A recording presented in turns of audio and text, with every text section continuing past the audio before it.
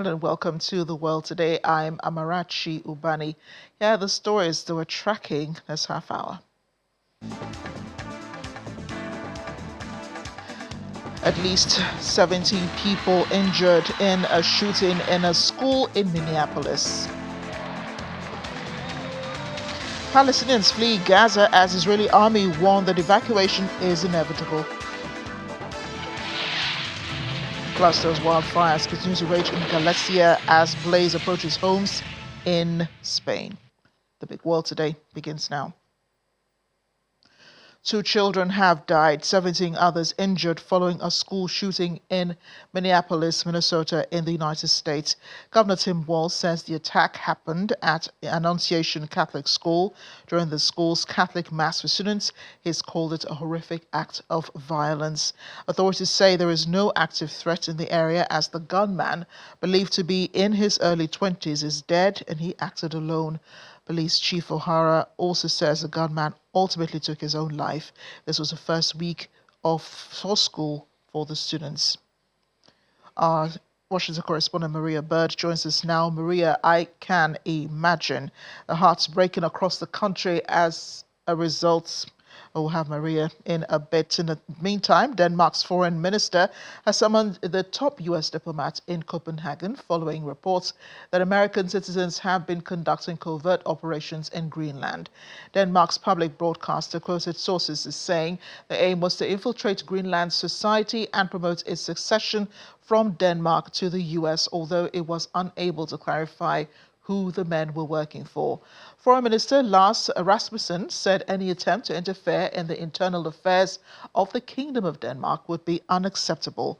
It comes after President Donald Trump repeatedly said he wants to annex Greenland, even suggesting he would not rule out seizing it by force.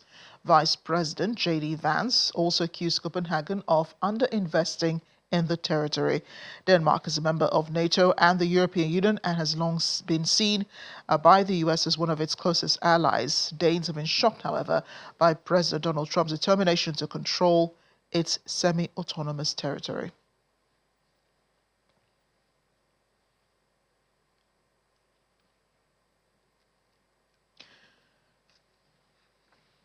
The Israeli military has warned that the evacuation of Gaza City is inevitable as its troops advance further into the city. In a post on X earlier today, the military's Arabic spokesperson Avichai Adrei says families relocating to the south would receive the most generous humanitarian aid. According to witnesses, Israeli tanks entered a new area overnight, forcing more residents to to flee. Thousands more have already been displaced. The evacuation call comes as President Donald Trump prepares to host a White House meeting on a post-war vision for Gaza.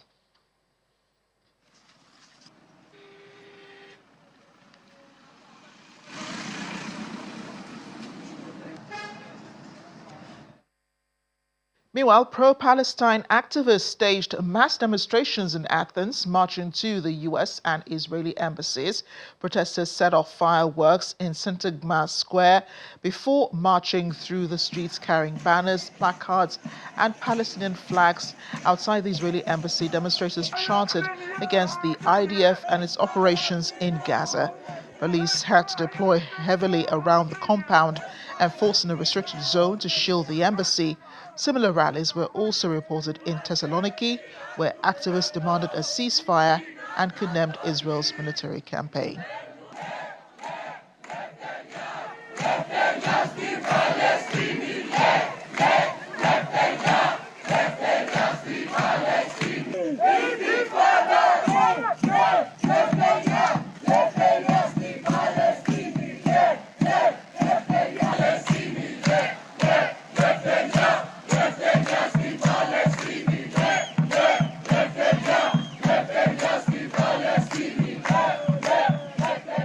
There were also protests in Tel Aviv with the hostages' families calling for an end to the war in Gaza and a release of the captives. Protesters waved Israeli flags, held portraits of captives.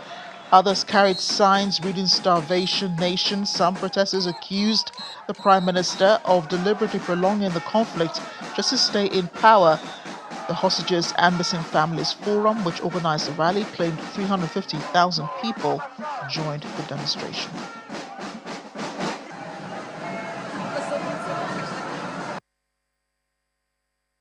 We feel a lot of frustration from our government, from the way they're handling the war, the way they're handling, especially asking for the kidnapped people.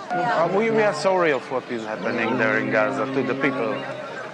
But unfortunately, Hamas is using the people there.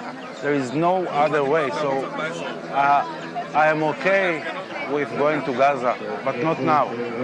Going to Gaza now, and I'm looking from our side. Our government wants the war to continue forever. This is how they will stay in rule. So unless people will say we don't want this war anymore, they will not end it. They will always find an excuse why to go on with this war. As long as the war continues, they will be still in rule. Civilians are civilians everywhere. We don't want any people to die on other sides of the border. We want to end the war, have all our hostages back, and start rebuilding Israel and rebuilding Gaza.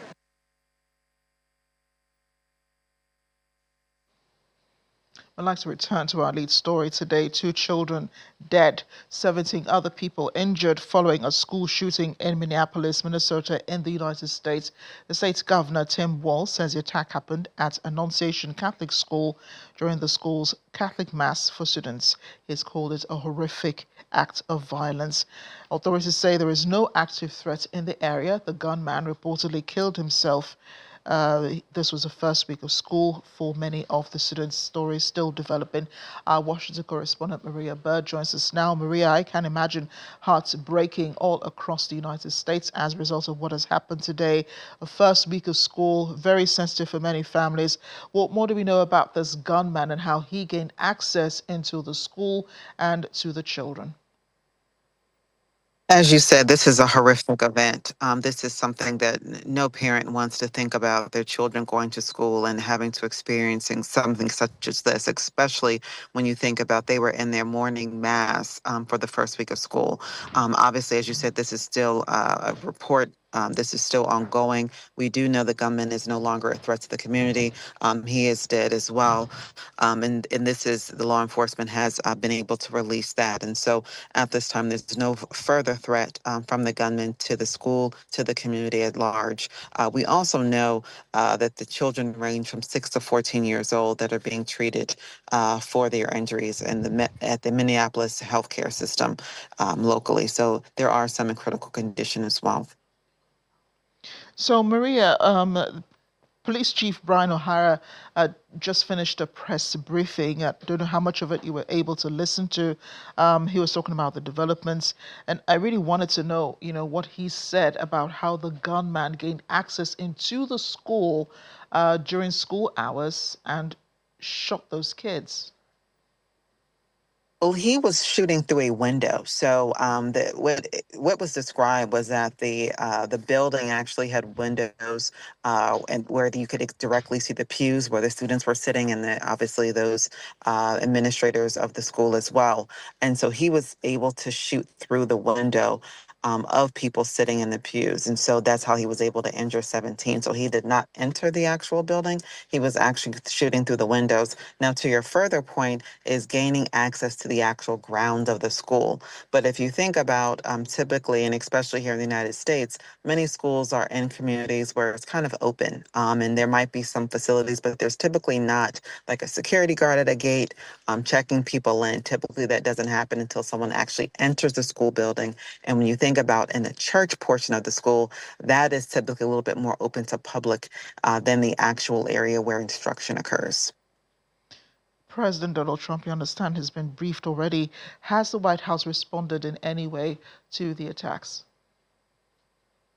Well, the White House will definitely be responding. We know that the vice president is Catholic himself, and so he definitely will have an affinity to the community and to this actual occurrence. And obviously, we know that mass shootings at schools has unfortunately been something the U.S. has experienced. And so, really, around what actions are going to be taken, we know the president has been very clear about ending crime. And so, the question is really going to be how he plans to respond to this type of occurrence. We know that he will probably be very outspoken as it relates to how to address this moving forward. So we're expecting likely 3 or 4 o'clock Eastern Standard Time. Typically, there are press conferences, but if they are able to do something earlier, either from the Oval Office or typically sometimes from the lawn of the White House, you might see him speak on that. But definitely during this afternoon's press briefing, this will be addressed.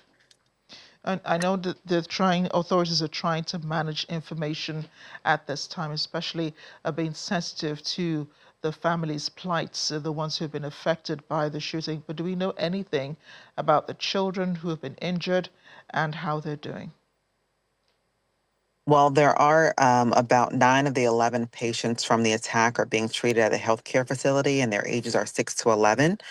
We also know that there were 17 actual individuals that were impacted by this. And so, of those 17 individuals, there are some that are in critical condition.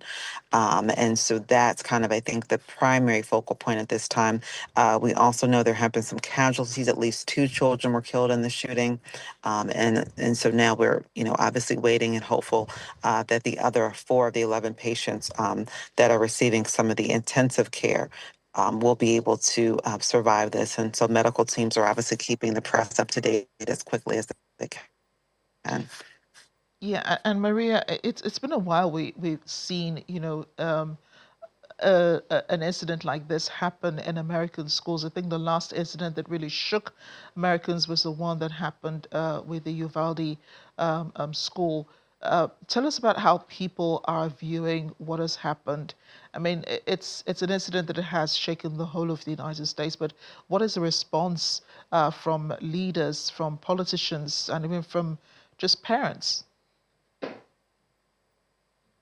So, I mean, parents are obviously stunned, heartbroken, can't believe this has occurred. I think that even though, as you said, this has been something we've seen in the U.S., it has been a while. But if you really think about it, it hasn't really been that long. When you think about having these types of shootings in year, 2-year periods, that's very frequent. And so I think parents are still very hopeful in the school systems being able to protect their children.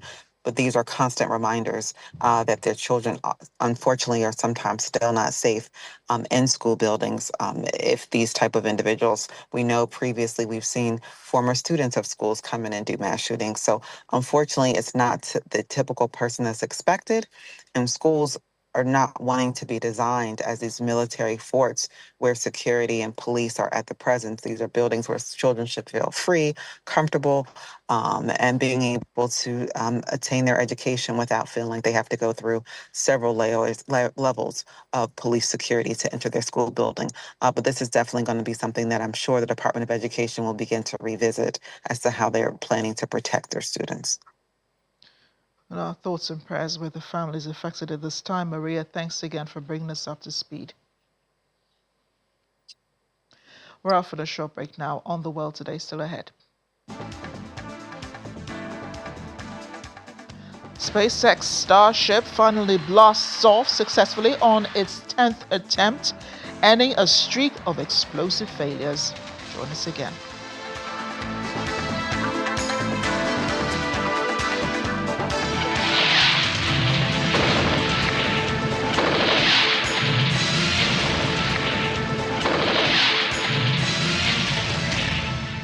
Welcome back to the World Today. The U.S. tariffs of 50% on Indian goods take effect today as President Donald Trump seeks to punish New Delhi for buying Russian oil and weapons. The world's 5th largest economy has called the tariffs unfair and vowed to continue seeking the best deals to protect its 1.4 billion people. There are fears, however, that exports and jobs would suffer, with industries from clothing to diamonds and shrimp at risk. However, Prime Minister Narendra Modi has promised tax cuts to soften the blow, but economists warn the damage to India's export sector could be severe. A tariff setback has sent the Indian government into firefighting mode.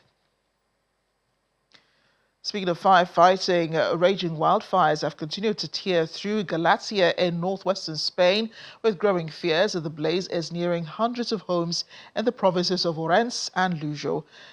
Firefighters and the emergency military units gathered near the Inferno in Avion battling the fires yesterday. The regional government has announced that the Level 2 alert has been lifted in Orense, despite the ongoing blaze in the area.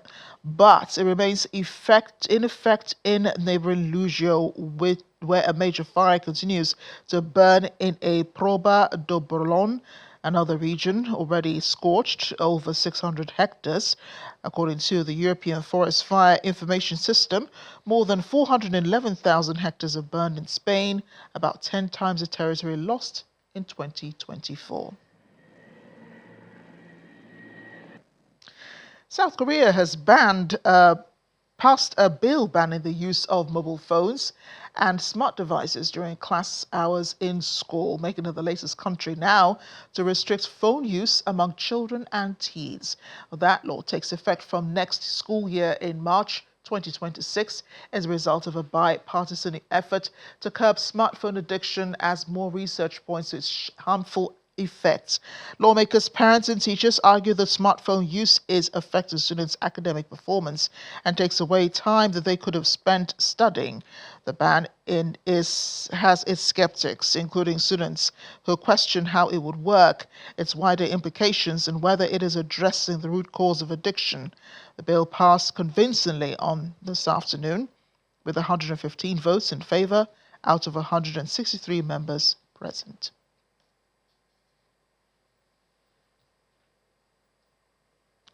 Right, we're blasting off to space as we end the program. SpaceX successfully launching its Starship from the company's launch pad in Starbase, southern Texas, following multiple test flight disasters.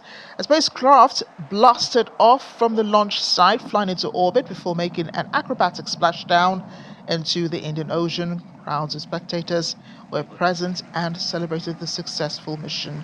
The test flight marked SpaceX's 10th attempt to launch its powerful spaceship and super heavy rocket booster, with both stages successfully lifting off. The last 3 attempts were cut short after ending in explosions on the upper stage. This success could pave the way for SpaceX to attempt another mission as early as next month, with CEO Elon Musk seeking further enhancements before transitioning to the larger Starship model planned for release next year. Standing at 403 meters tall, the Starship is the most powerful launch vehicle ever created. It is part of Musk's goal to send humans to Mars and is also planned for future NASA missions to the moon. Starship landing burn startup. Seeing 3 engines. Bringing you back to Earth now. Thanks for watching The World Today. I'm Amarachi Ubani.